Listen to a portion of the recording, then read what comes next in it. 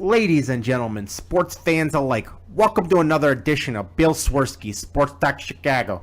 One of the couple, two, three best podcasts around. So sit back, grab yourself a cold one and a Polish sausage, park your keister in the French room, and listen to Bill Swerski, Sports Talk Chicago. In Chicago, you know that all sports rock. The Bears, Hawks, Bulls, Cubs, and Sox. Pick your favorite, you can choose. As long as the Packers lose. For everything you need to know, it's Bill Swerski, Sports Talk Chicago. Bill Swerski, Sports Talk Chicago. Hey everybody, welcome to another edition of Bill Swerski, Sports Talk Chicago. This is your hosts, Alex and Sean. On this episode, we've got pretty much the epitome of the Cubs season. The White Sox struggling a little bit with pitching. Some Bears, Blackhawks, and Bulls news. And all of this and more.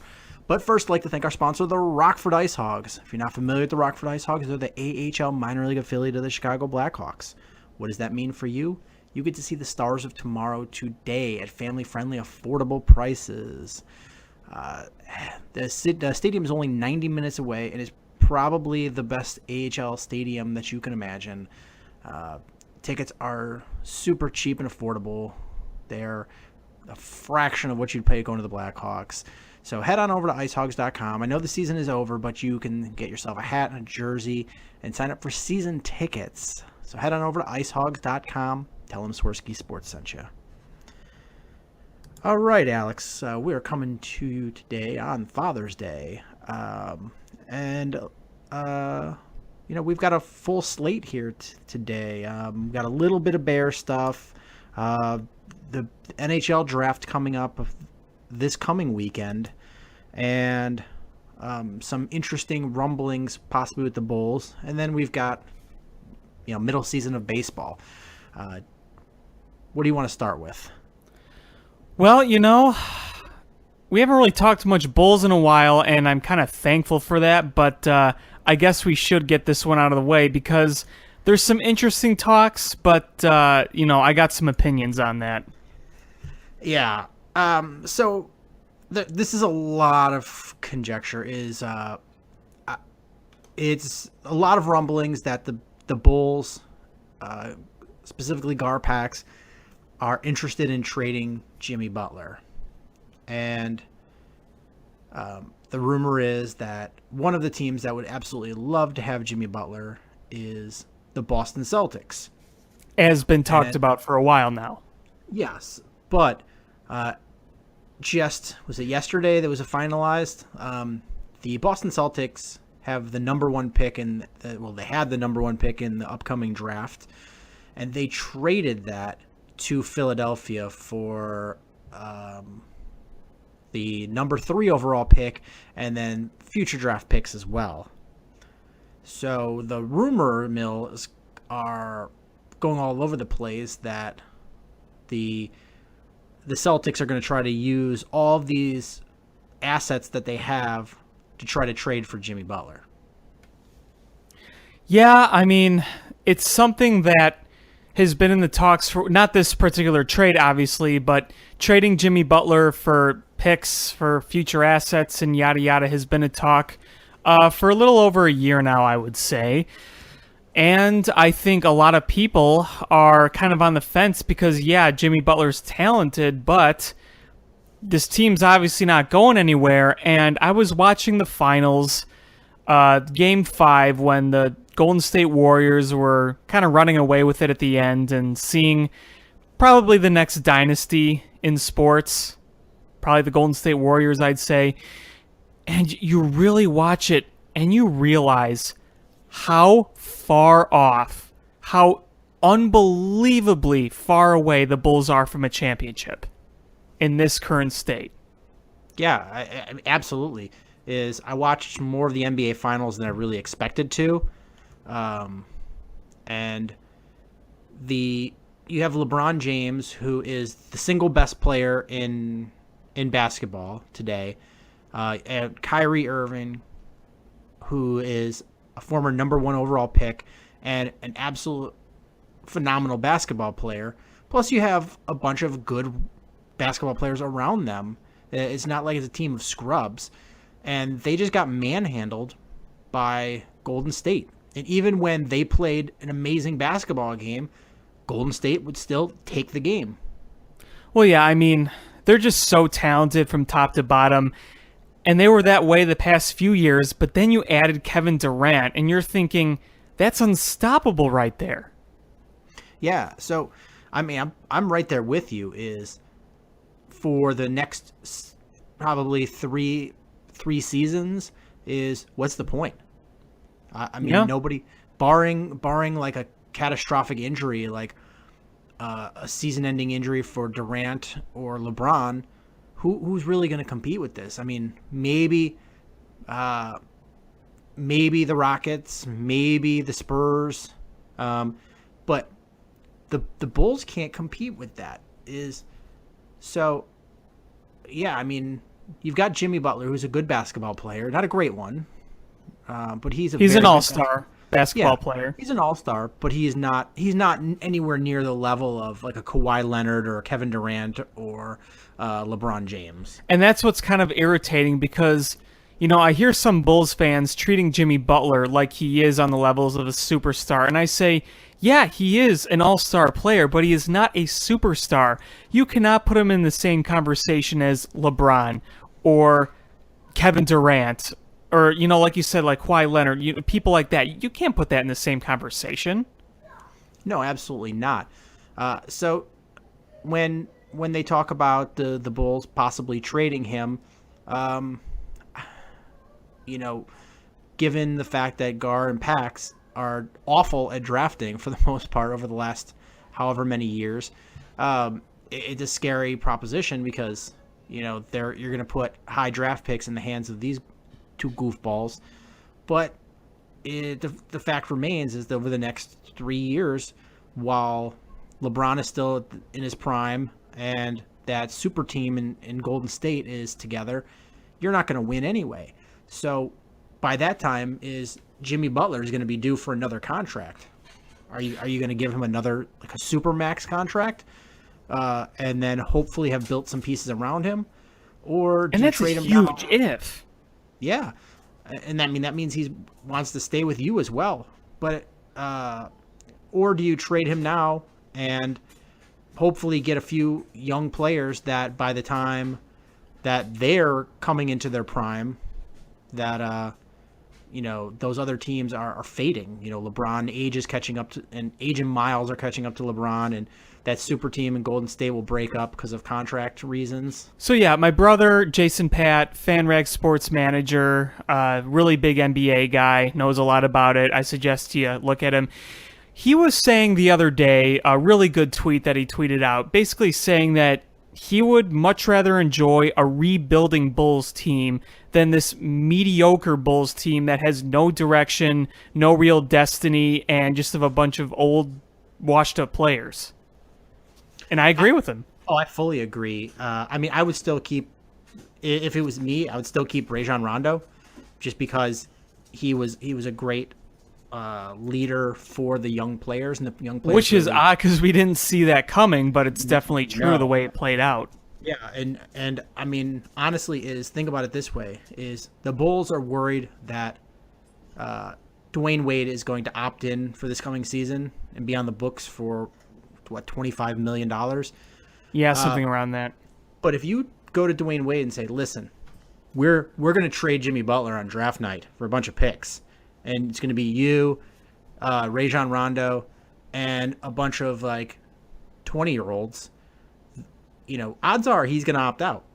He's not going to want that. He's not going to want to play like that.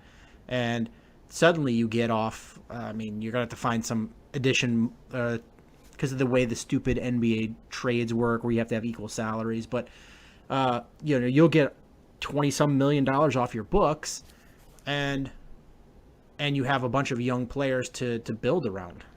I mean, and legit young players to build around, not projects or not people who are going to be like, well, they could be a decent role player. No, you want something better than that.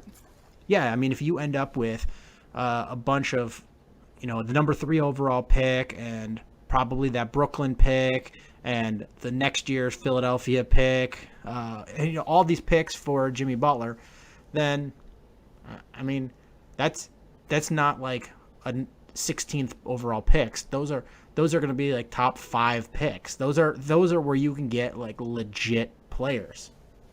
Right, exactly. I mean, that's what makes the NBA so hard, is that you got to draft superstars. You got to draft people who are at the top of anyone else's game, or you're simply not going to win.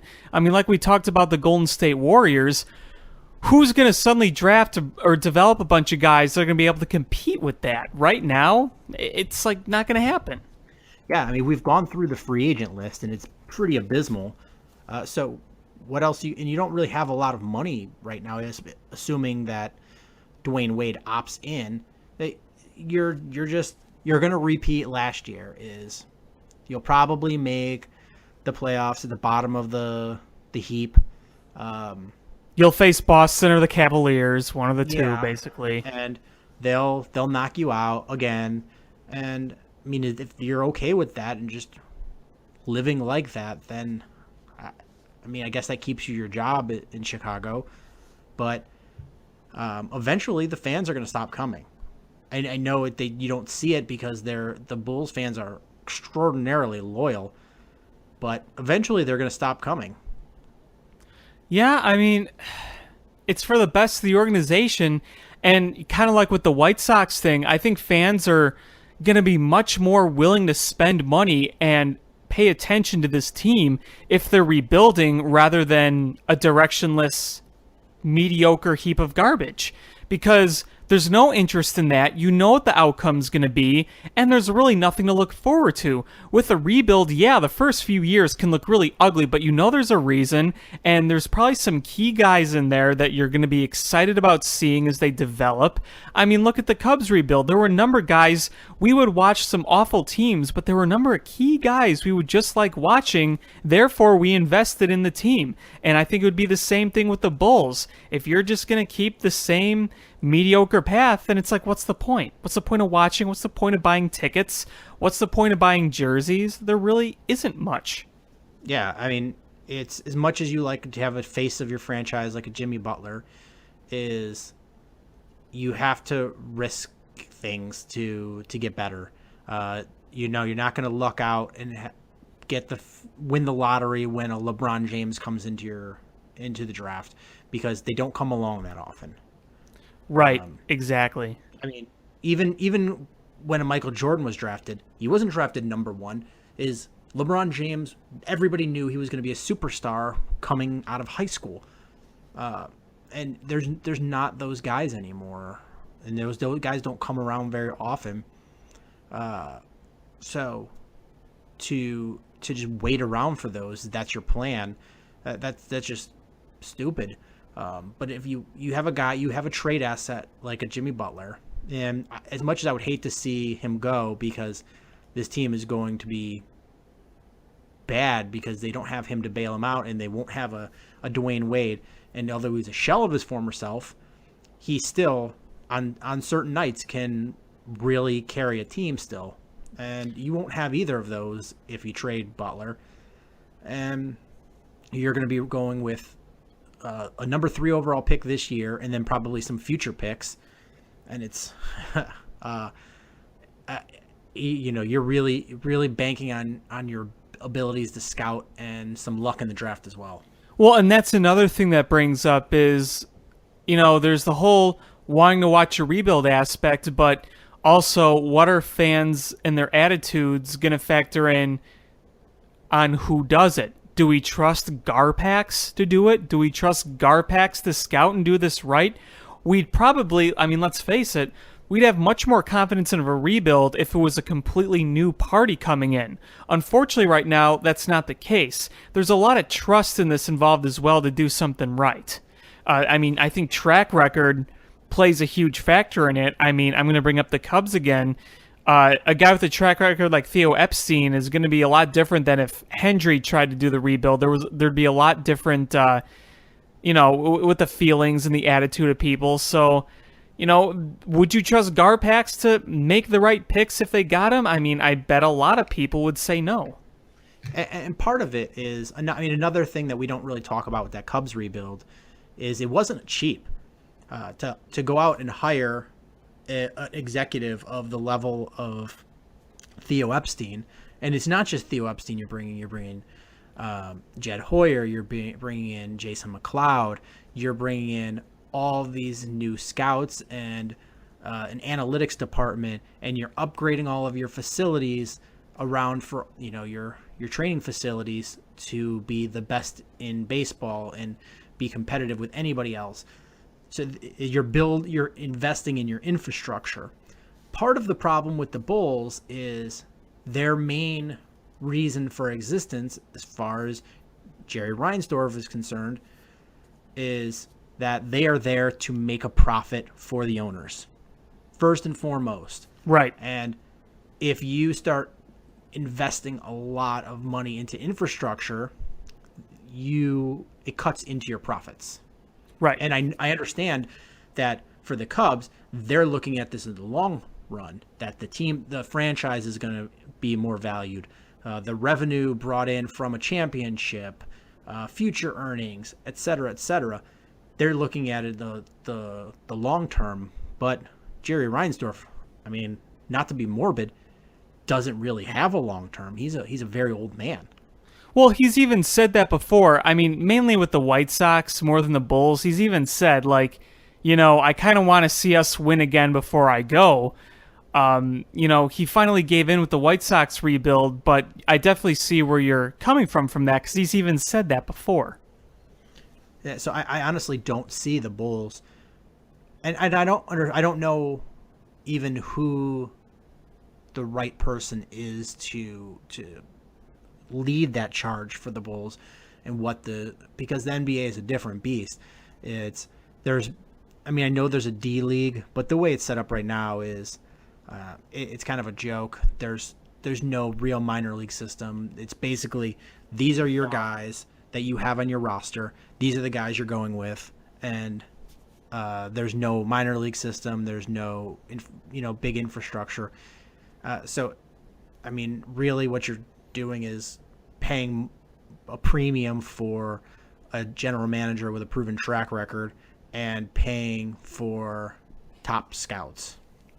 It's interesting you bring up the D League, because the D League is basically a death sentence. If you're sent down to the D League, it's very different than being set down to the minors. I mean, really the only thing I could see not being a death sentence being sent to the D League is if there was some sort of rehabilitation game you had to play for an injury. But other than that, it's really not a developmental system. It's not. No, not at all. And I heard, I don't know what I was listening to. I was flipping through one of the sports stations, and I heard an interesting argument that the hosts were having about, because the NBA is talking about making the age, the minimum age that you can enter the draft older. So you'd have to stay in college for 2, maybe even 3 years. They were saying that wasn't really fair to young players that are ready like a LeBron James or a Kobe Bryant or a Moses Malone or Kevin Garnett, where they come right from high school and they're fully ready to play. And they said that wasn't really fair to deny them the ability to earn. And on the one hand, I was like, what if somebody's smart enough to be a doctor, but they haven't gone through any of the training? You don't just let them be a doctor. There's requirements to be in the profession. Same with the NBA. But the same person said, maybe not let them into the NBA, but if they don't go to college, revamp the D League and let them play in the D League for those years while they're getting a salary. Then they can be promoted up at that certain age once they've matured and had professional development, et cetera, et cetera. You're not just handing a kid a giant check and turning him loose. And I was like, that's an interesting idea, where you're revamping the D League and actually making it a developmental league where you're not so much focused on the results of the game. You're actually focused on developing your players and kind of like maybe the practice squad of the NFL, where those are your guys, but you can send them up and down freely. Is, if somebody wants, at some point needs to come up and they can, due to an injury or whatever the case may be, you could bring them up and then send them right back down and give them that tutelage. I think that would be fantastic. Right, because, we saw last year, the Bulls sending down Valentine to get time there, and it was horrible because the D-League is horrible right now, and that does of no good. If it was restructured and actually had some value to it, then yeah, it would make more sense, but that's not the case.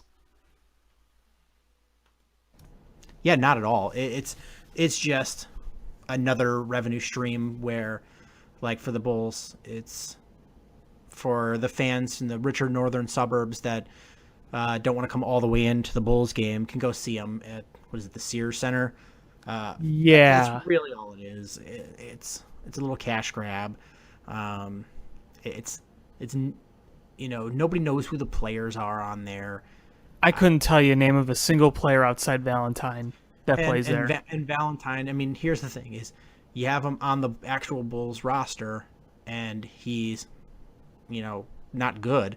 And then you put him down in the D-League and he looks like Michael Jordan in his prime. You're like, why isn't there at least some, some challenge for him there? Why isn't there better competition down there? Why is there such a steep difference in competition? Well, yeah, he's basically playing with, he's playing drills basically in the D-League, because if you're an NBA caliber player, really no matter how good you are, you're going to beat up on D-League players. Yeah, and it shouldn't be like that. It should really be revamped. And a guy that if you want to draft, here's the conundrum, is if you're a team and you see a young kid and you're like, I really like his upside, and I know he's not ready to play right now, your clock starts on him with your 4-year entry-level contract. And the 76ers are kind of going through this. Is they've got these young kids and they're not ready to play, and by the time they get them ready to play, their contract's getting ready to expire and they're going to have to re-sign them, and before they even figure out who everybody really is. And when you draft younger players, like these one and done players, they're not always ready to jump right in and be superstars. Even if they have the superstar talent, they're not always ready to be up against this top competition every night. So it's like you could ease them into it with a real developmental league and then promote them up when they're ready, and it's better for your professional roster that way. Yeah, those are the ideals, but I don't see it happening anytime soon. Yeah, I think Adam Silver, unlike some of the other heads of the pro sports leagues, I think he really does want to make the product better and do things, but I just think he's got a little bit of blinders on of what needs to be done in certain respects, and I think the inflated numbers of the NBA Finals kind of blind him about how bad these playoffs were as a whole. Just because people turned in because the two teams we knew right off the bat were going to be in the finals together became in the finals together, and we wanted to see who won. It doesn't mean that the the playoffs as a whole weren't terrible.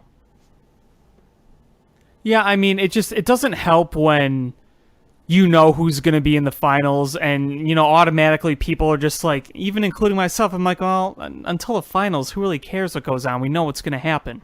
So that kind of prior knowledge does kind of hurt it, I think. Yeah, and then when you have like the East with junk teams getting in, like the Bulls, the only thing that made it awesome was, a little bit of homerism, but the first two Bulls Celtics games when Rajon Rondo was just dominant over the Celtics. You're like, wow, all right, we've got a real series. And then he has an injury, and suddenly the rest of the playoffs until the finals just are terrible. You know, that whole thing was so weird because you knew the Bulls weren't going anywhere, and I hated seeing them in the playoffs. But when they won those 2 games, like, I had so much fun with it. And I'm even telling myself, I know this isn't going to last. I know they're not going anywhere. I know what's going to happen. But dang it, I want to have some fun with this. And I did. And I think part of the reason was the Blackhawks were making complete jerk-offs of themselves in the playoffs. And, you know, we were kind of all pissed about that. So we wanted to see something positive. And, you know, the Cubs started the season, meh. So there was something we just really needed to get excited about. And when they won that game too, like, I flat out had fun with it. Yeah, I had a blast. It was so much fun to watch. You're like, this is kind of what we expected going into the season. But, you know, the rug pulled out from under us again. Yeah, exactly. But again, it was no surprise. The only thing to me that was a surprise was the Rajon Rondo injury, because I'm like, I didn't see it. Where was it? I didn't see it at all. And it didn't look like he got hurt at all in the game.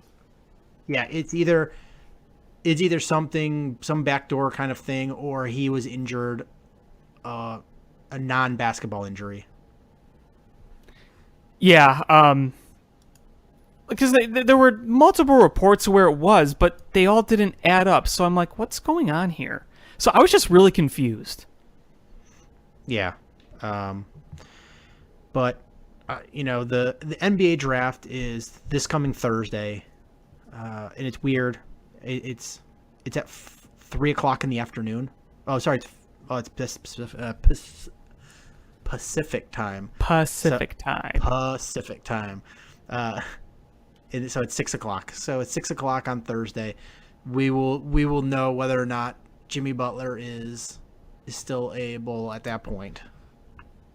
Right. Yeah.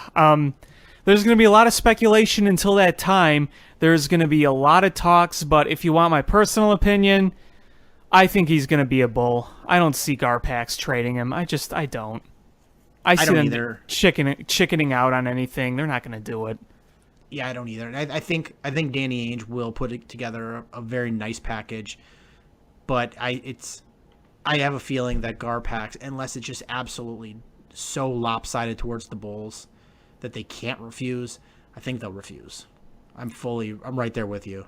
Yeah, I'm not expecting it to happen. I'll be more surprised if it does happen than if it doesn't, despite the direction of the team that doesn't exist, despite the optimism that the front office has that really doesn't exist, despite, you know, pretty much everything. I don't think it happens. Yeah. All right, let's shift gears a little bit. The OTAs for the Chicago Bears have come and gone, and not a ton of news coming out of there, but we haven't talked about the Bears in a bit. And the good news that we saw coming out of OTAs is some of the rookies were the standouts from OTAs. Mitch Trubisky looked very good. You saw the part of the reason why the Bears drafted him is that accuracy of his is just amazing. It's not just he hits the guy. He hits the guy in the spot that he needs to hit to let them keep running. You saw Adam Shaheen look like a physical force out there. And you saw Tariq Cohen showing these absolutely video game skills out there. It was nice to see, because if we can see this kind of special ability come the regular season, is people are going to, you know, stop the bad mouthing of Ryan Pace. Yeah, I mean, this is a scenario where obviously we're rebuilding, and obviously what you want to see most of all is your young guys impressing early on. Now, of course, it's very early on, and, you know, stuff can happen, but it's a good sign of things to come, and hopefully it continues in that direction. Yeah, absolutely. The only bad news is that probably the worst player that of the people you expect to make this roster was Kyle Long. And I don't know if he's fully rehabbed from his off-season injuries. So he had the surgery, the ankle surgery, and then he's still dealing with his shoulder, but he didn't look particularly good out there. So He's such a good asset, but these injuries are just wrecking him. He's so good at what he does, but it's just so disappointing to see these injuries take away. Let's face it, the past few years, if you want to consider who your best player was in terms of talent and how good they are at their position, it's Kyle Long. Yeah, and honestly, if he looks this bad come preseason, I would not be shocked if they, if you saw the starting roster or the starting offensive line be, they moved Cody Whitehair out to guard, and he took Kyle Long's spot. I wouldn't be shocked at that because he clearly isn't physically right yet. Yeah, I was reading an article a few days ago, and they were saying something very similar to that with the injury problems with Kyle Long and Cody Whitehair, just kind of how high the coaching staff seems to be on him. So, I mean, at least for once we could say we have some depth there where we can go with another option if need be. Yeah, I mean, if anywhere we have depth, I mean, I guess it's tight end and the interior offensive line. You've got a number of guards and centers that you can move around and fill in gaps. It's just that the offensive tackles, there's just no depth at all. But the Right. guard and center position, that interior offensive line, you're pretty solid there as far as starters and depth. And you know, it's funny, as bad as the Bears have been the past few years, it doesn't really get enough credit, I don't think, for its line work, because it has done some really good work, whether you had some good plays on the defensive line by guys like Hicks or the offensive line. Because, I mean, think about it. Last year, when Sitton and Long were on the line together, I mean, that's two Pro Bowlers right there. So, you know, I just don't think it always got enough credit, because when you think about the line and you think about the Bears line, we often go back to like the early days of Cutler where the line was just dreadful. But, you know, now it's much better. It's got more depth on it, and it's got some athletic youth on it. I mean, Jordan Howard wasn't running through brick walls. He was running through holes that the offensive line created. Exactly. It's a good sign for things to come. And I just pray that Kyle Long can return to where he was, because he really is fantastic at his job. Yeah, I agree. So not a ton of Bears news, but it was at least something to talk about, and we shall see how it progresses once they put on pads and are in training camp in July. So we got a little over a month until probably they I think it's a month and a week before they start that. I have a question for you really quick. Did you hear the whole John Fox technology stuff? Oh, I did not. I'm sure this is a good one. Well, basically, they got this new big video board at their training facilities. And what I heard is that, like, it's not always allowed to be seen by, like, certain people. You know, like, they're trying to be really secretive and very condescending, as they have been. John Fox went on this whole, like, speech about technology's benefits, and it just kind of sounded like a rambling, and I don't know. A lot of people found it funny, and I just wasn't sure if you heard that or not. No, and I wouldn't be shocked. This guy is so secretive about everything that goes on. It's a little bit frustrating because Lovey, and this is not we shouldn't have fired Lovey thing, but when Lovey was here, much more open as far as training camp went, as far as some of the practices went, and not to the point where it was detrimental to the team, but much more open, much more accommodating to the media, because ultimately is fans interact with the team via the media.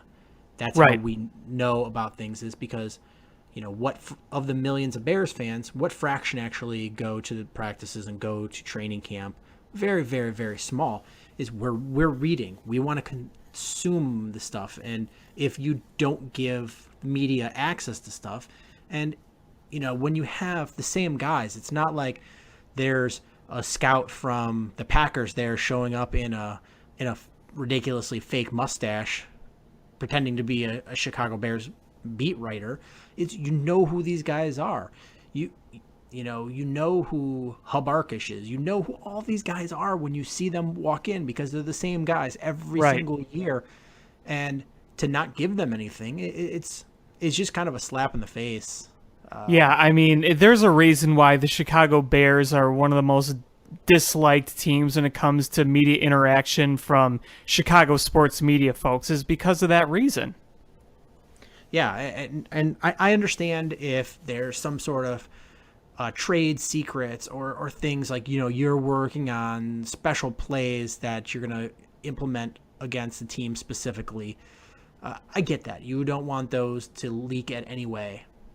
I get. But you know what? Training camp is like, they don't want you taking pictures during wide receiver drills.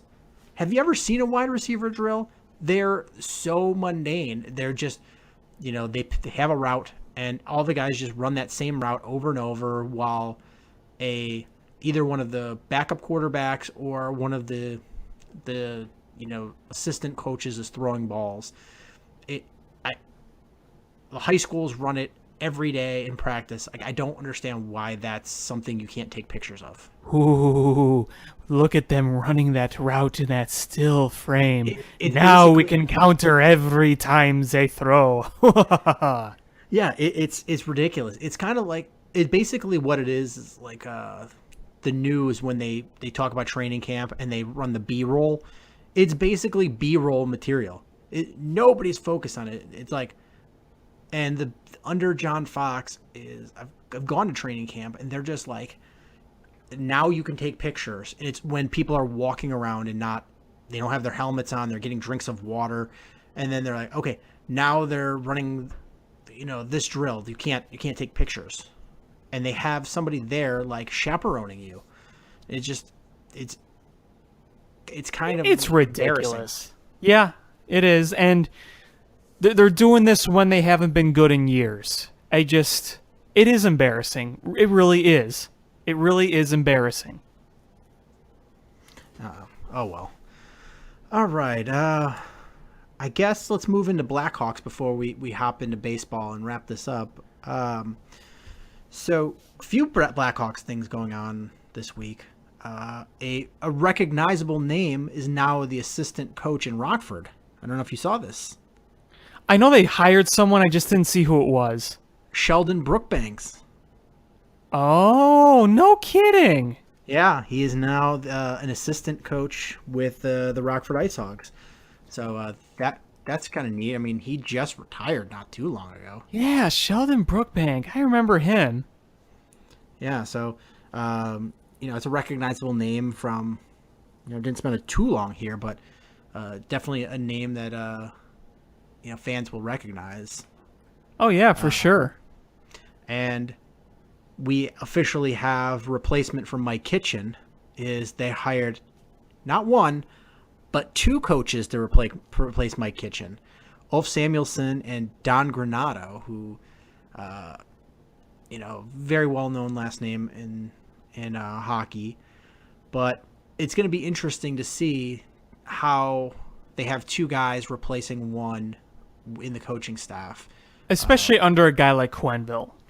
Yeah, how is that going to work? What responsibilities is each going to have? Are they all going to be there on game day, sitting behind the bench? I just don't know how this is working. But I like both names. I think they're both qualified names. Mike Kitchen was a fantastic coach and a good hockey mind, but something did need to change, and I think it was more of a shot to Quenneville than an actual blaming Mike Kitchen. I think so too, and I think that's how a lot of people feel. But like you said, these are two names that seem to have a good track record. And, maybe having two of those guys brings multiple aspects to the table. And, that could be a good thing for the Blackhawks moving forward when you have to work with both veteran guys who have been there before and have won multiple times, as well as bringing up some of the youth and developing some of the youth. So I think I could see it as a benefit if you look at it from a certain perspective. Yeah, and to ease the contention of getting rid of one of the closest people in hockey world to Quenneville is Samuelsson and Granato both Ulf Samuelsson played with Quenneville for several years as a teammate, and Granato coached with him. So they're people that have ties to him and they're close to him as well. So, it's not like they're shoving somebody down his throat that he doesn't want there. Right. What else? The draft starts this Friday. My wife got me tickets, so I'll be going Friday. I'm excited. Yeah, that's really awesome. I bet that's going to be a lot of fun. Yeah, they're also having Fan Fest right at the same time outside of the stadium. So I got Are passes. they really? Yeah. So I they're giving away free passes. So I grabbed passes. So I took a half day of work. I'm going to go down to Fan Fest, and apparently NHL is going to have a 53-foot trailer full of like hockey history and hockey memorabilia. Oh, that's pretty sweet. So I'm going to see that. They're going to have an inflatable rink. They're going to have Blackhawks players, and then whatever the NHL has in the draft.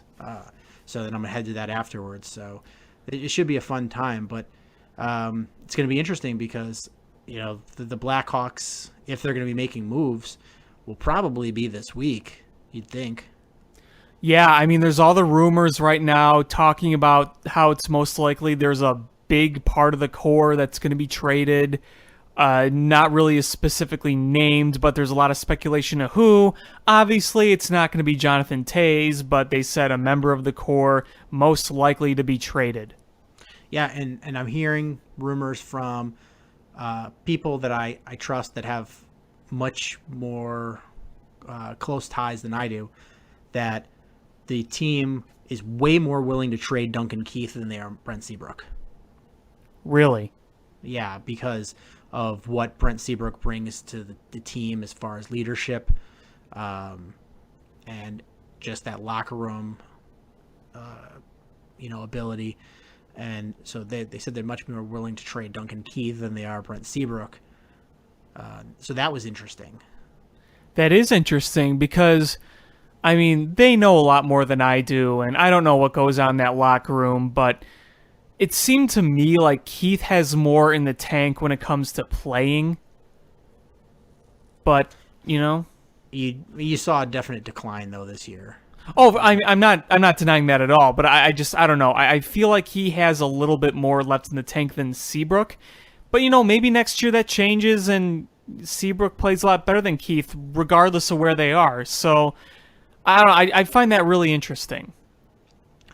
And I don't know if you had a chance to see the list, but the Blackhawks officially released their guys that they protected and the guys they left exposed for the expansion draft today.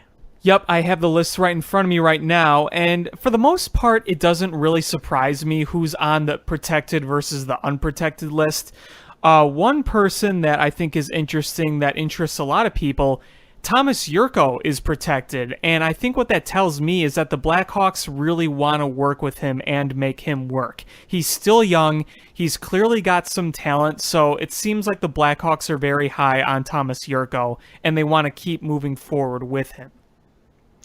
Yeah, the one name I was happiest to see on the not protected list, Michael Roosevelt. I thought for sure he was going to be on the protected list.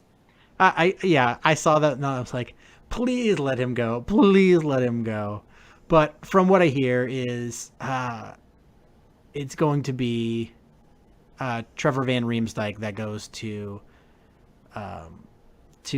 Las Vegas, and it's a handshake deal where they'll also take Marcus Kruger in a trade for either future considerations or maybe some sort of draft pick at some point. Well, that's what I said. I'm like, I bet Kruger and TVR are going to be in Vegas uniforms next year. And because I look at everyone else, it's like, who else would really interest Vegas right now? Because Van Riemsdyk has had his, ups and downs, but he's also had some injuries, and he was looking pretty promising to start his career, I should say. I don't think they're going to want Matt Carruth. I don't think they're going to want Victor Svedberg or Roosevelt. Polka, maybe. I don't think they're going to want Desjardins. I don't think they're going to really want Jordan Tutu or Brian Campbell. So, they seem like the two guys I talked about, TVR, Marcus Kruger, with a trade in the draft, they just seem like the most likely to go to Vegas and seem like the best fit to go to Vegas. And you have to, even if the Blackhawks don't get anything in exchange, you feel like it's a win for the Blackhawks to be able to get that cap room relief. And the cap, for all the rumblings about the cap either going flat or going up only a tiny amount, it did make an okay jump, a couple $1 million. And if you get this, 3 point whatever million off the books for Kruger and whatever the 1.5 million or whatever it is for Trevor Van Riemsdyk, that's a little breathing room for the Blackhawks. Well, and that's the whole thing. I don't really care what they get in return. I just want the salary cap space cleared up. That's priority number one with this team, is to clear some cap space. So no matter what, it's good for the Hawks. They can get something really crappy in return. They could get, a low pick or just something, just a pile of garbage. It doesn't matter. As long as they clear that cap off their books, that's what matters. Yeah, and I think that's really what it is. So I think it's like a handshake type deal. And I've heard that Vegas has been very busy working those kind of deals where players are trying to dump stuff off. But did you see two interesting names that popped up on the not protected list? Is Patrick Sharp and Antti Niemi. Oh, that I did not see. Yeah, I was just kind of skimming through the list, and I was like, hey, wait a minute. Not too surprising, but if you're a Blackhawks fan, those are two very recognizable names that could wind up in Vegas. Yeah, and you know what? There was something else I wanted to ask you about or talk to you about. Have you heard the rumblings of past week or so, like the talks of how they could possibly bring Patrick Sharp back to Chicago? And I think it was Jay Zawaski pretty much made the same point I was trying to make. We want young new blood. I mean, I think it's time to stop bringing back the nostalgic players for that reason. I think you need to go younger. You need to go more athletic. Take notes, Bulls. I mean, look, Patrick Sharp has had a great career, but, he's coming towards the end of it. I think it's for their benefit to go after more young guys. No offense to Patrick Sharp. I'll always appreciate him, but, I don't really want to see that much. Yeah, I mean, he was an absolute fantastic hockey player. You can't take that away from him, but he is at a period of his career where age-wise, there's players that have performed at a good level at that age, but his body is really breaking down, and he's had a lot of concussion issues, and those are really scary in hockey because, look at Chris Pronger.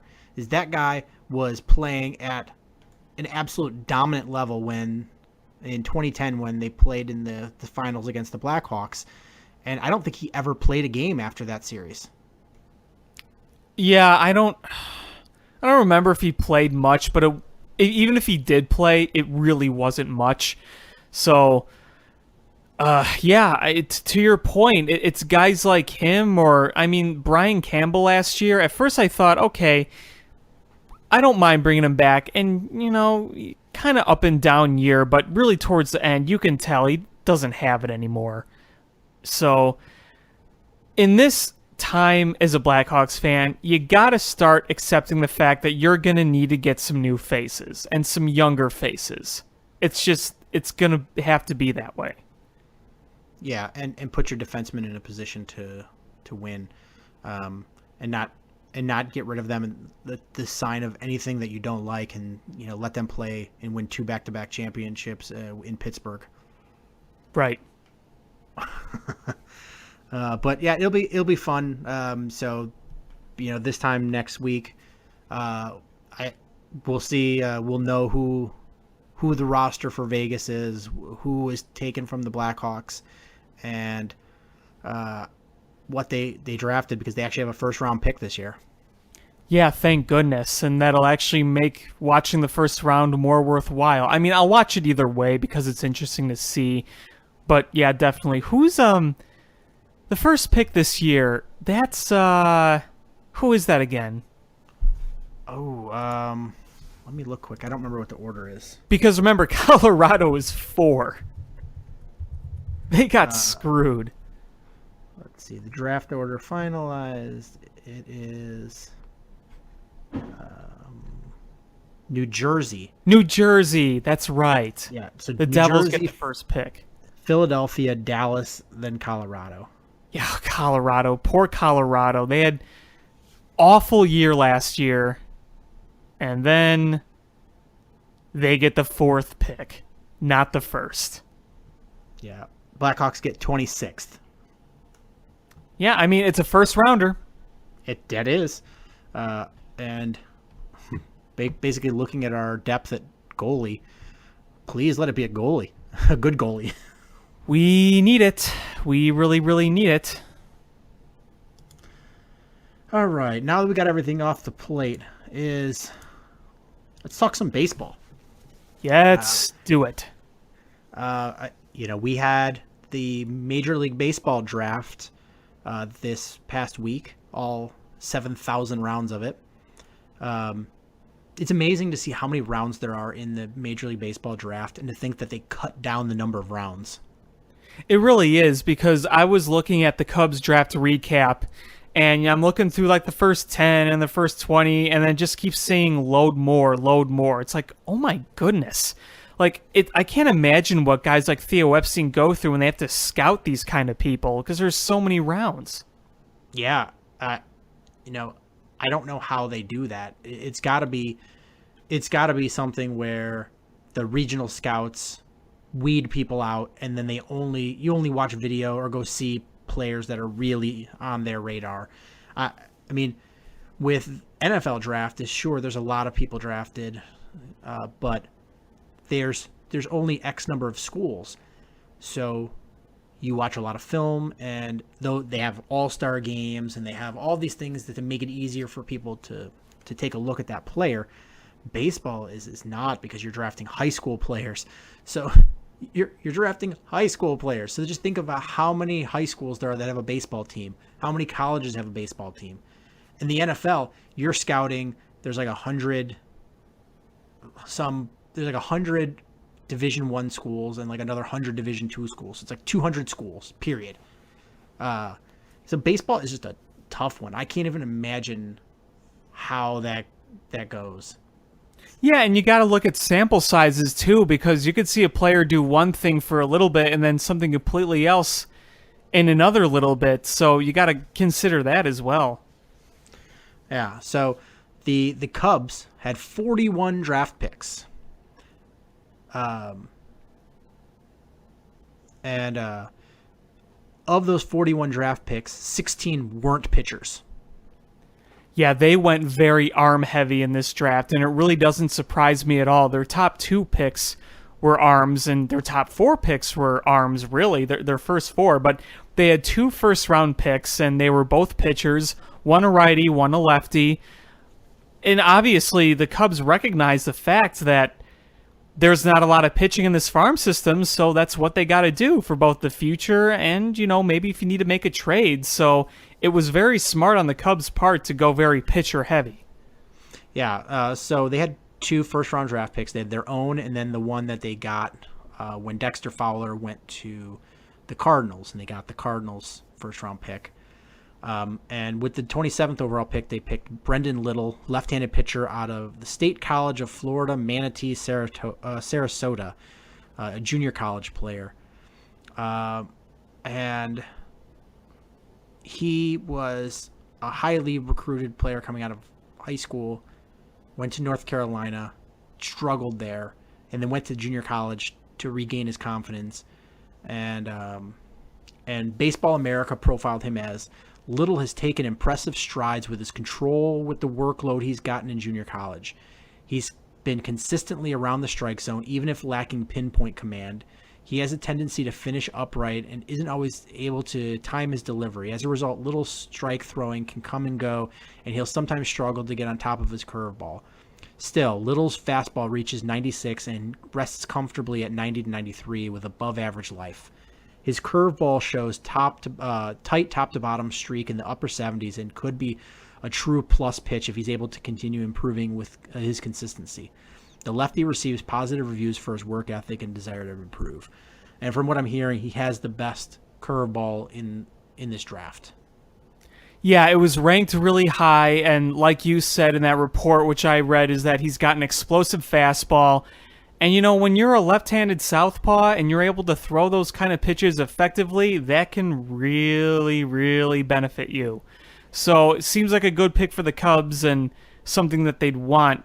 Really interesting thing that people have been talking about just in the draft in general, that these days, the way baseball is, I mean, these kids, these arms, I mean, they're trying to just gunsling and flamethrow everything. It's really quite amazing. Yeah, absolutely. And I read somewhere else that Brendan Little, if he would have done what he did at junior college at North Carolina and never done the transfer, they said he probably would have been a top 5 or 10 pick. So that transfer really helped the Cubs because they got him at 27. Yeah, and you know, maybe he turns out being one of the better assets of this draft because of that. I mean, you never know. Yeah, absolutely. And then in the number 30 pick, they picked Alex Lang, a right-handed pitcher from LSU. His freshman year was absolutely phenomenal. He led LSU to the College World Series, had a 12-0 record, a 1.97 ERA, and 131 strikeouts in 114 innings. And part of the reason he was still on the board at number 30 is he never repeated what he did as his freshman year of college. He lost a little bit of velocity on his fastball, but he still sits in that 93 to 96 range. When he pitched for Team USA last summer.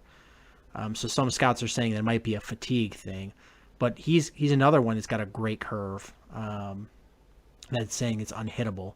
From Baseball America, Lance doesn't get to 94 and 96 mile an hour as frequently as he did in 2015.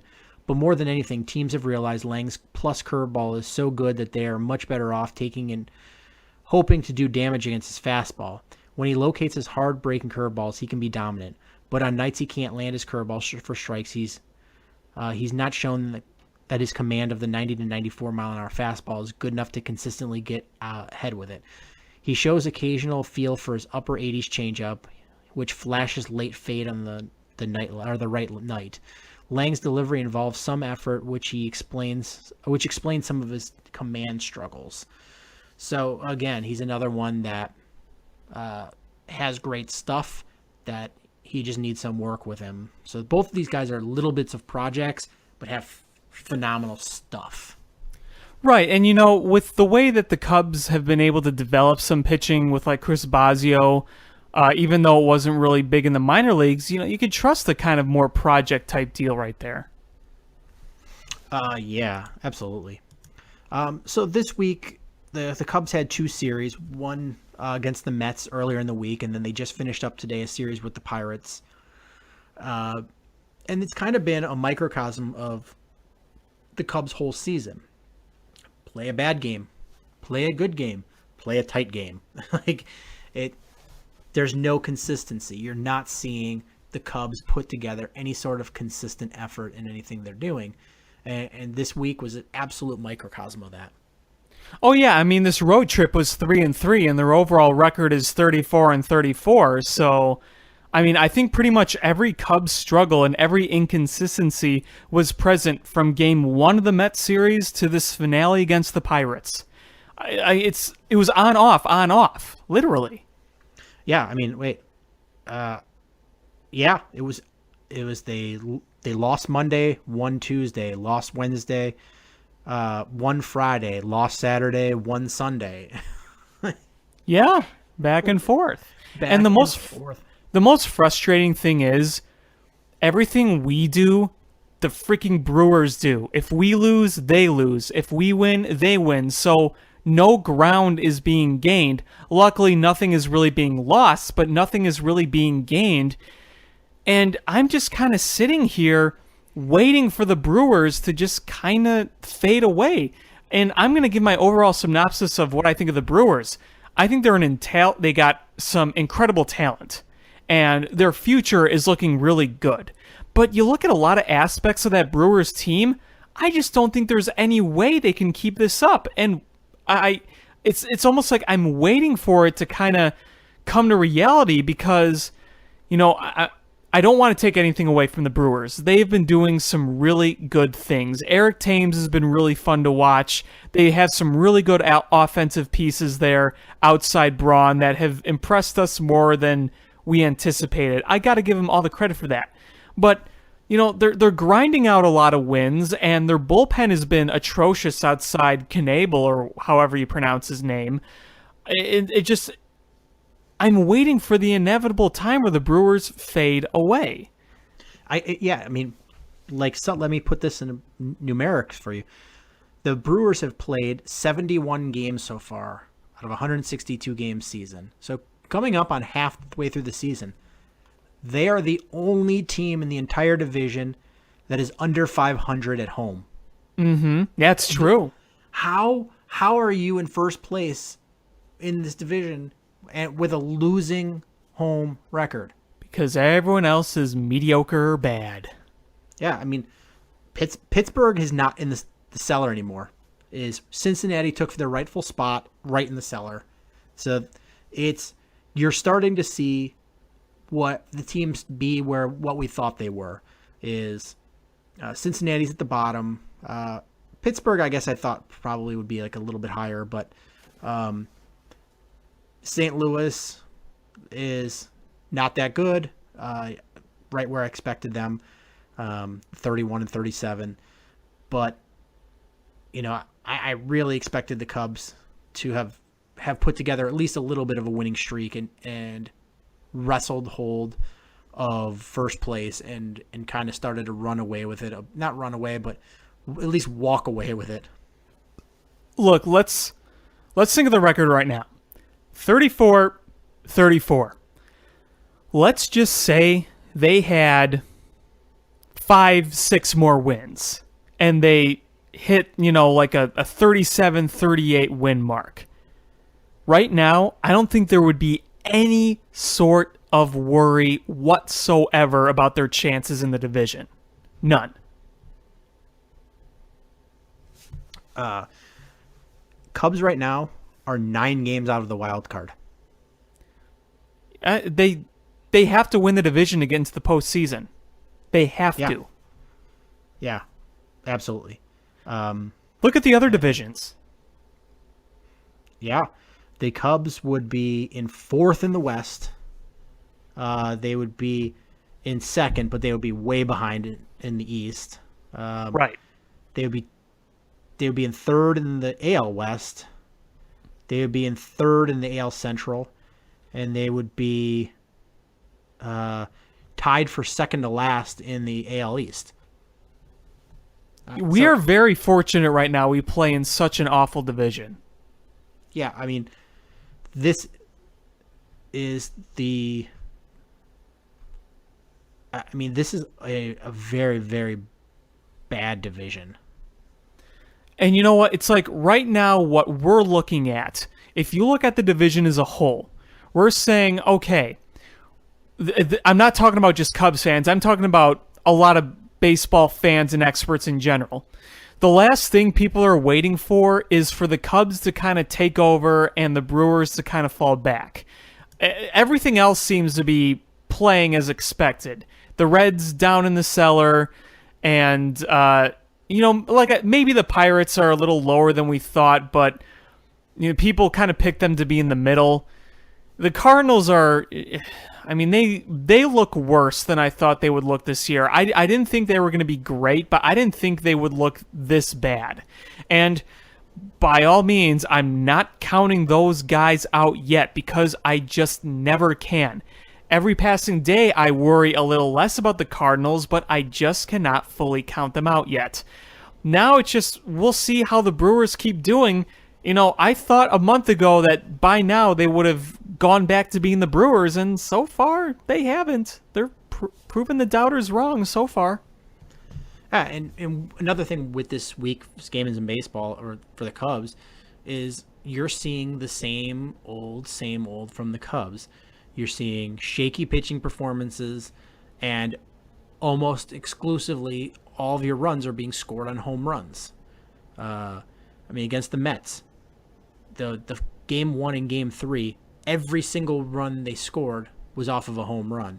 And in the 14-3 win, a majority of those runs were off home runs, because Rizzo, Hayward, Happ, Baez, and Bryant all hit home runs, and Happ's was a grand slam. So that's the vast majority of your runs in that game were home runs. And against the Pirates is, I think, in yesterday's loss, every run they scored was off a home run. You had the Arrieta home run, the Russell home run. So it was a 2-run and a solo shot. And today, I only saw bits and pieces of today, but you had the Happ home run too. So it's just, you're scoring so many runs solely on home runs that it's not sustainable, even for a team like the Cubs, where from top to bottom you have boppers. Right, and that's why I look at games 1 and 3 of the Pirates series and beg for more of that. That's what I want to see. I want to see hits and walks and just keeping the line moving and finding grass, just putting the ball in play. What we saw in the 9th inning a few nights ago against the Pirates when they came back and won, and today you had Wilson Contreras spraying some doubles, you had John Jay with another base hit who's been playing great. That's the kind of stuff I want to see more of. And also, it included some good pitching today, so that's the Cubs baseball we're looking for. That's what we want to see, but with the inconsistencies, we're not seeing much of that. And when we do, we think it's going to change, and then things just kind of go back to more of the frustration. And then repeat. Yeah, and Friday's game against the Pirates, where the comeback win, that one is a stat that was, going back to what you're saying, a stat that was great, was they were 7 for 19 with runners in scoring position. And that's great for 2 reasons. One is they knocked in a lot of guys that were on base, and 2, they had a lot of guys on base. Exactly. I mean, look at that 9th inning. How many guys, they went through the batting order basically, and it was great. They were spraying the ball everywhere. No one was swinging for the fences. You just shorten up, put the ball in play. It was wonderful. I'm not gonna lie, I'm liking this Rizzo at leadoff spot. Well, right now it's working like a charm. If you look at what he's done in the leadoff spot, home run, walk after what looked like he hit another home run, single, double. He's been on base every time he's led off. Do I think this trend is going to last all season? No, I don't. But I think they're just going to kind of keep doing it until it stops working. Yeah. I mean, today was an interesting lineup. You had Jason Hayward at cleanup. Yeah. I mean, unfortunately, he had to leave the game because I think he, cut his hand or something? Something like that. Yeah. And then you had a great pitching performance from John Lackey. And that's a total John Lackey move, is when everyone is just like, he's done, he sucks, and he comes out and throws a gem. Yep. And then he'll suck the next round. Yeah, it was funny because when I was putting together like some notes for the show, is Monday night he pitched and gave up 3 home runs to the Mets. Yep. And when I was writing that, I was like, you know what? He's got to be right at the top of Major League Baseball in number of home runs given up. And he is actually 3rd behind Ricky Nolasco. And do you know who would be number 1? It's a pitcher we've talked about on the show. And we throw jabs at him a lot. Throw Bronson jabs. Arroyo.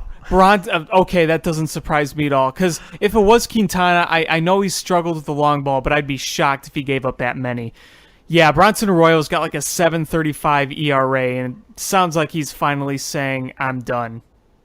Yeah, Bronson Arroyo is just And he is giving up some ridiculous amount of long balls. And he's throwing like tops 83 miles an hour. Yeah, he is just throwing junk out there. And Ricky Nolasco is still a thing? Uh-huh. God.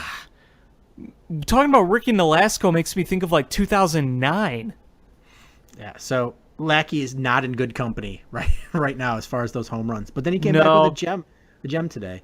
All he really gave up was the one solo home run, and that was just kind of a cheap one in that corner. So, but yesterday's loss with Arrieta was just disappointing because it was another game with first inning troubles, and the wheels came off Arrieta, and I guess that's been a common theme is a little bit of rough starts, gets into a groove, and then he just runs headfirst into a wall. And Yep. Exactly. You couldn't have said it better. It's been the same formula. Inning 1, struggle, throw a lot of pitches, give up a run or two. Innings 2, 3, and 4, just absolute cruise control. And then 5th or 6th, everything just falls apart. It's the same thing. And in that game yesterday is, I know he hit a 2-run shot, one of the few bright spots for the Cubs in that game, but he also had it's funny because he had the error that let the guy on the base, but it didn't count. So, it didn't count as an earned run in his stats, even though it was his fault that the guy was on base. Right. Exactly. And that's just kind of showing what his year has been like. Yeah. So, he didn't have as terrible of a start as, some of his other games, but he just doesn't look like a guy that's going into a contract, or in a contract year that's looking for $30 million a year. Yeah, exactly. And what was really frustrating about last night? He hits the 2-run homer to tie it up.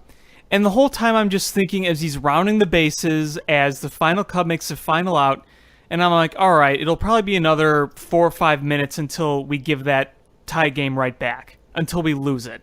And that's what happened. You're seeing a lot of struggles in the Cubs bullpen as well. In Wednesday's loss, you had the trifecta of Rondon, Edwards, and Strop all pooping the bed. Even after a Mike Montgomery a mass start. And he looks great. Mike Montgomery's looked good in the starter spot so far this year. He can't go more than 5 innings, but he's looked pretty good overall. Yeah. The bullpen has not been that reliable lately. Even Wade Davis is giving up runs. Here's my thing with Wade Davis. I feel like the way he pitches, it's so inconsistent that it's hard for him to find a groove.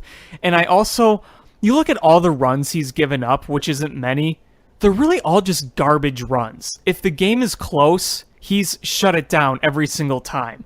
Like what he did the other night, they were up 9-4. When they scored the run, he was just throwing it right in there. When he gave up his first runs of the season to a guy, I don't even remember his name, opposite field just flip shot into the basket after an incredible at-bat. They were up by like 4, and it was like not a save situation at the time. Like, it's just a lot of the runs he's given up are just pretty much all of them, and that's been like, 4 runs, 5 runs? It's really just all garbage runs, really. He hasn't blown it yet. Yeah. And some key setbacks for the Cubs is Ben Zobrist still with that wrist injury. Took him a while to get onto the DL for that. Yeah, that was a decision that had to be made. So so there's still that wrist injury he's dealing with. And then the worst news is the setback in Kyle Hendricks' rehab. Yeah, that's not good.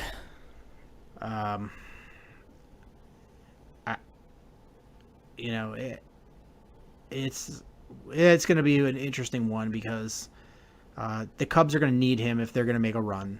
Absolutely need him, and you just don't know what you're going to get from him.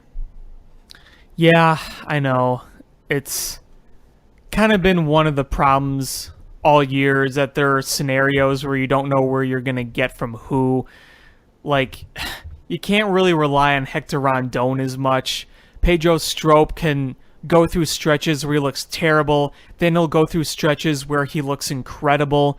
You know, it goes to play with all those inconsistencies again. It's like you don't know who and what overall team is going to show up. Yeah, and the scary part for me with Hendricks is he's had 2 MRIs done on his hand, and I can't remember who I heard talk about it, but they use the words hand specialist, and that's never a good thing. Yeah, I know. It's a guy that you really want to rely on to be around, even with some inconsistencies, because, you know, Kyle Hendricks, he's obviously not what he was last year, and, I mean, last year was incredible, but he's gone through some stretches where he's looked really good, and to find any sort of consistency with the starting pitching, you need your guys healthy, so hearing that news isn't great. I mean, hopefully, on paper, this should be a week where the Cubs can gain ground on the Brewers because they have a series against the Padres and a series against the Marlins. And I say that with the on paper, super highlighted and underlined because we know what happened last time the Cubs played the Padres. Yeah, I mean, it seemed like it was going to be an easy series, nice relief after LA, and then that just went completely downhill. Now you're playing them at home, so you would think they turn the tide. You would think. You hope. Because if they can put together a nice week this week, you got to feel like they could at least gain one game on the Brewers. Yeah, I mean, who do the Brewers have next? That's my question. Let me check quick. It's almost like you wish it's at home because they've played better on the road than at home. Yeah, pretty much. They've played really well on the road. They have 4 games against the Pirates at home and a 3-game series against the Braves in Atlanta. Well, that could be advantageous for the Brewers. Yeah, and then after that, next week, they get the Reds and the Marlins. So, yeah, Cubs aren't gaining any ground. Yeah. The Cubs really have to just start winning. Yeah, they've got to put together 4 or 5 game winning streaks, and then, after a loss, put another 4 to 5 game winning streak together. Yeah, exactly.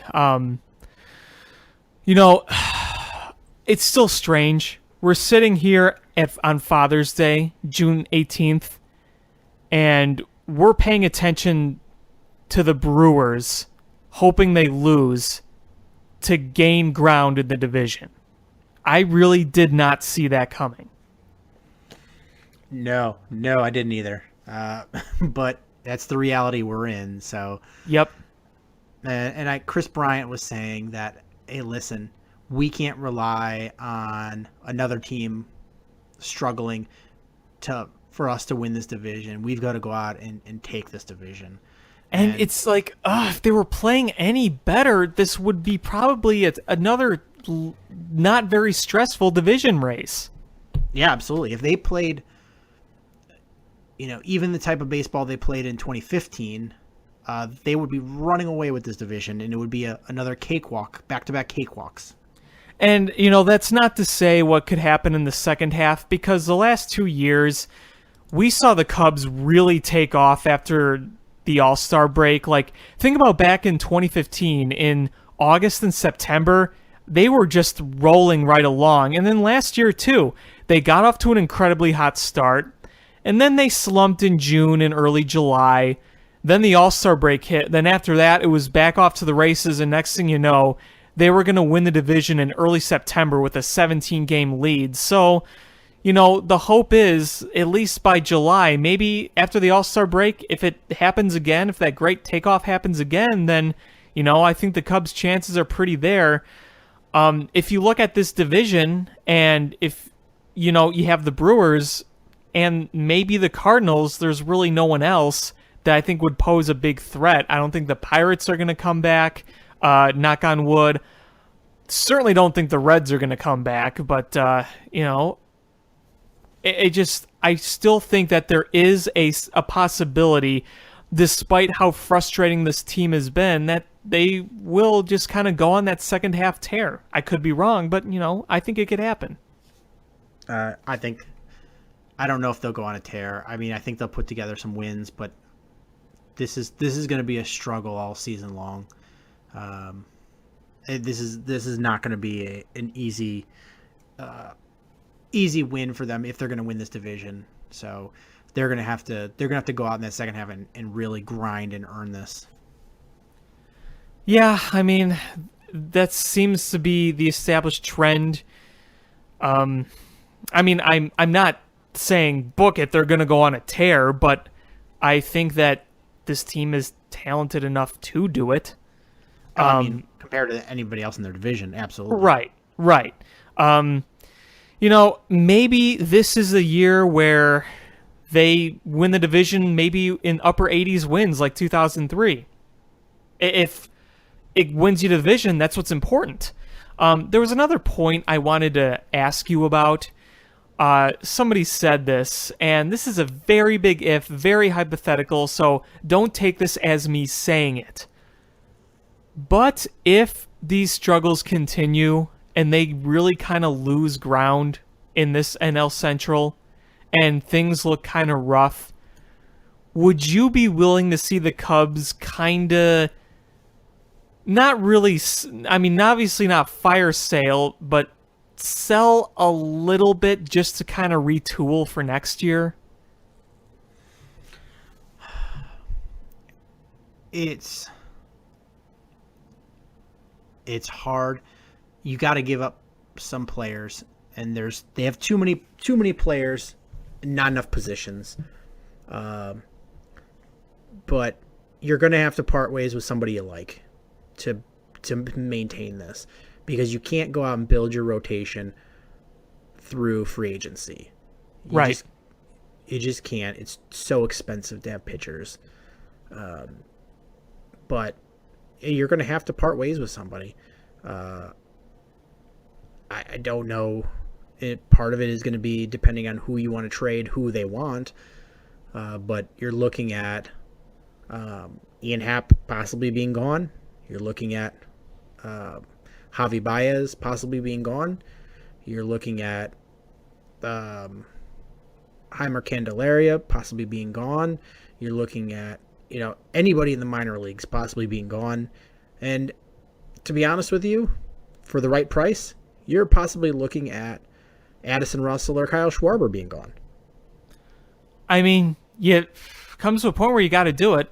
I mean, what else are you going to do?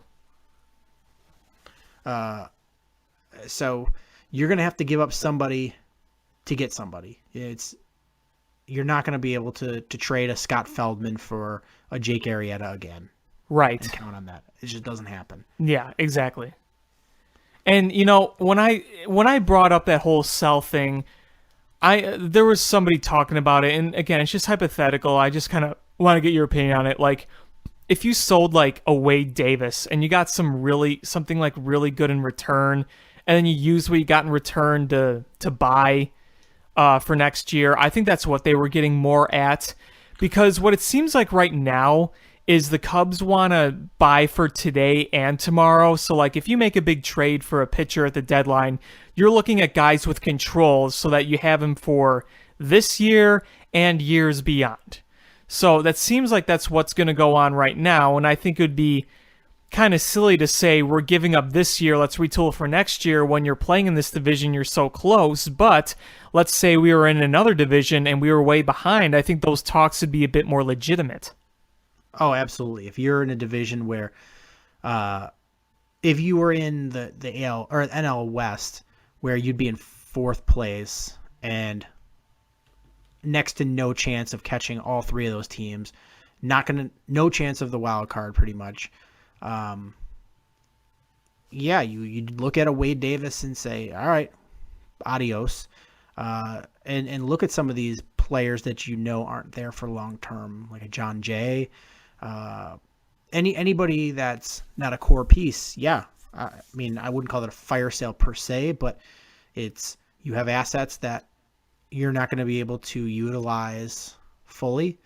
You might as well get something that you have a chance to utilize with. Right. So I think that these next 2-3 weeks of this Cubs season, I think these are extremely important. And the problem is that the Cubs on paper are so good, and this rest of the division is so bad that by trade deadline, they're not going to be, even if they're 5 games out of it, I don't think they're going to concede anything. Oh no. Every season is sacred. Yeah, and they're not going to concede because they think they can catch. It's catching 5 games on the Milwaukee Brewers is a lot different than catching 5 games on the Washington Nationals, the Houston Astros, or the Colorado Rockies. Right, and that's why I think that these weeks are important because, even if you're still in that scenario and the Cubs will honestly believe that they could catch it, you don't want as much pressure on you. Yeah, and while theoretically a mini fire sale, not such a bad idea if, the price was right and the players were right, I don't see any reality of that happening. No. Yeah, I don't either. It's just I never really agree with it, but I think it is interesting to talk about at least. And it's even if it were to happen in some form, like it obviously wouldn't be like a blockbuster type deal where you're involving your core players like Rizzo and Bryant, but certain scenarios call for certain actions, and right now the Cubs are a very average team that's in a very bad division that still is favored to win the division. So what I really want overall is I want the Cubs to be a little more consistent, play some above 500 ball over the next month, and I think if they do that, then things can fall in place. Absolutely. I really do agree. I honestly think they're going to have to make a move, though, at the deadline to bolster this team. Oh, of course. Yeah, no, they're not. This roster is not going to look exactly the same now as it will come post-trade deadline, come August. Because it's kind of funny. We've been seeing all these trends over and over and over again. I do feel that the offense has looked a little better than it has maybe a few weeks ago. It's still inconsistent as all heck, but I think that they are trending in the right direction. Unfortunately, the defense is still up and down, and unfortunately, the pitching is still up and down, but I feel like the offense is starting to hit its stride, knock on wood. It may not be exactly where we want it to be, but I feel like it's trending in the right direction. Hopefully that's the case. I'm knocking on wood very hard here because if the Padres shut us out, in these next few games, then there's really something wrong here. Yeah, that would be bad news. And then switching over to the last bit of the show, we've got a little bit of White Sox here. They participated in the draft as well this past week. They had the 11th overall pick, and they took Jake Berger, third baseman out of Missouri State. And what I'm reading about him is basically he's a big masher, home run guy. But the knock on him is he's fat and unathletic. And I actually, no joke, heard him described as not quite 2016 Pablo Sandoval. Really? So they're saying he's pretty fat, but he's not the fattest, but they say he's pretty fat. But he can really clobber the ball, which seems like that's a Kenny Williams pick. Yeah, I mean, that's kind of been his philosophy throughout, is just clobbering the ball out of the park. I don't really know much about him. I don't know what his on-base stats are like or whatnot, but if you put it that way, it does kind of sound like a Kenny Williams pick, but that doesn't mean it can't develop correctly or turn out, maybe with the new Sox development, they work on more physical aspects of his game, maybe get him into better shape and work on him a bit because he's just drafted. He's got a long way to go with development. It'll be interesting to see what they do with him. Yeah. And this week, the White Sox had two series, one against a 4-game set against the Orioles and a 3-game set against the Blue Jays. And they won both. Took 3 of 4 from the Orioles and 2 of 3 from the Blue Jays, which you have to consider a pretty major victory as far as they go. But the way they were winning, not so great, is most of the runs are on the home run, and you're not getting the best pitching performances. You've seen Mike Pelfrey with short starts, Miguel Gonzalez getting shelled.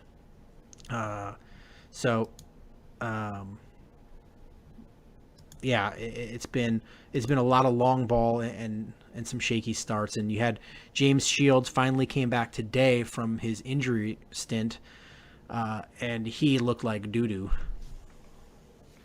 Yeah, I'm not really surprised because he hasn't pitched since early April? It's been a while. I think this was his 4th start of the season, so that would probably put him, in April. Yeah, and I know he had some rehab time. I don't really know how it went, but I'm not surprised that he didn't look great in his first start out. But I don't know if you saw any of the White Sox game today. Their uniforms were pretty sweet. Yeah, I didn't really see it, but I saw a picture on Twitter, and they were pretty cool. Yeah, I mean, they totally were biting off Cubs, but I like that light baby blue and gray combination, so that was nice. The Cubs had great uniforms the other day, too, against the Pirates with the Negro League uniforms. Did you catch those? Yeah, those were really cool. Yeah, I wonder if they're gonna make any of those, because I would like one. But it was funny. Those Grays uniforms that the Pirates were wearing, those are some iconic baseball uniforms. Yeah, and it was hilarious that game because they all had like the white undershirts, and Eddie Butler tried to go out there and pitch with the white undershirt, and they were like, nope. So they had to go out there and cut the sleeves off his jersey to start the game. Yeah, and that's been a rule a long time to not have the white sleeve on the pitching arm of a pitcher. And I was listening to that first maybe 2.5 innings or so on the radio. So like there was this delay, and they were talking about, they're cutting his jersey up because it had white on it. So I thought that was kind of interesting. And then I looked at the picture of the ejection of Joe Madden, and it totally threw me off guard that they were wearing those uniforms. So I had to blink twice. I'm like, whoa. And I'm like, oh yeah, the Negro League throwbacks. And then I was kind of like, wow, those are pretty cool. Yeah, those are great. I got to look and see if they made those available for sale, because I think it's cool how they had the collars. Those uniforms had the collars.